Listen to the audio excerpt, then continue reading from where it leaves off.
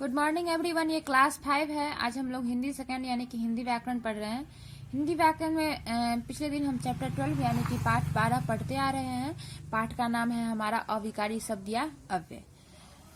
आपको पता होगा बच्चे, जैसा कि आप देख रहे हैं कि ये हमारा चैप्टर नंबर 12 है यानी कि पाठ 12 है। पाठ का नाम है अविकारी शब्द, जिसे कि हम अव्यय भी कहते हैं।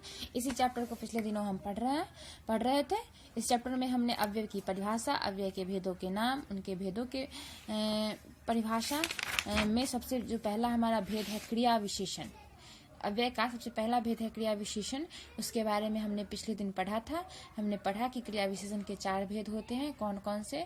तो कालवाचक, स्थानवाचक, परिमाणवाचक और रीतिवाचक। हमने चारों भेदों को अच्छे से परिभाषा सही बता के और साथ ही उदाहरण सहित समझा दिया था। हमें आशा है कि आप ये चारों भेद समझ भी गए होंगे। और हमने कहा था इन चारों भेदों को आप लिखेंगे और याद भी करेंगे, तो आपने वो भी किया होगा।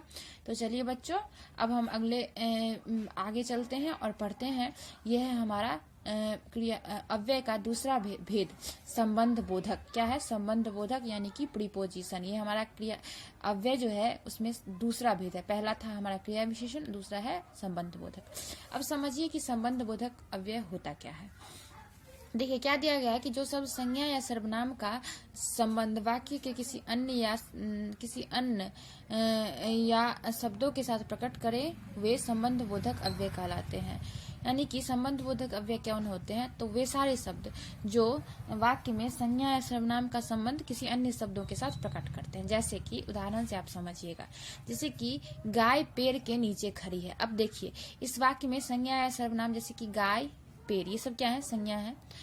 और इसका संबंध खड़ी के साथ कौन बता रहा है? के नीचे खड़ी है। ये क्या संबंध बता रहा है? गाय का पेड़ के साथ, यानी कि गाय जो है वो पेड़ के नीचे खड़ी है, यानी कि के नीचे संबंध बता रहा है। तो के नीचे हमारा संबंध बोधक हो गया।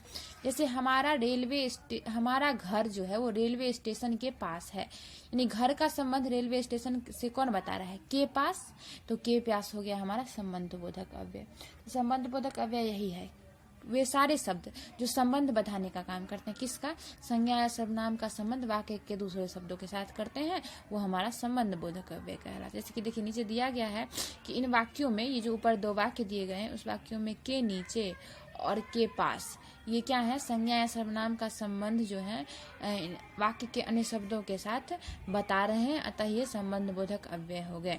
संबंध बोधक अव्यय क्या हो गए आपने देख लिया, यानी कि संबंध बताने का काम करते हैं। अब देखिए संबंध बोधक अर्थ के अनुसार संबंध बोधक अनेक प्रकार के हो सकते हैं, यानी कि अर्थ के आधार पर संबंध बोधक के बहुत सारे प्रकार होते हैं। जैसा कि आप देख रहे हैं, जैसे कि देखिए कालवाचक, यानी कि जो समय का बोध कराए, जैसे के पश्चात, के उपरांत, के पूर्व, के बाद, के आगे, के पीछे, यानी क्या है? ये कालवाचक संबंध बोधक, यानी कि संबंध तो बताएंगे ही, यानी किसका? काल का, समय का संबंध बताते हैं, तो ये हमारा कालवाचक हो गया। ऐसे स्थानवाचक, यानी कि स्थान, जैसे के में, पर, के आगे, के नीचे, के पीछे, के दूर, के पास, ये सब क्या होगा? इस स्थान बताने का संबंध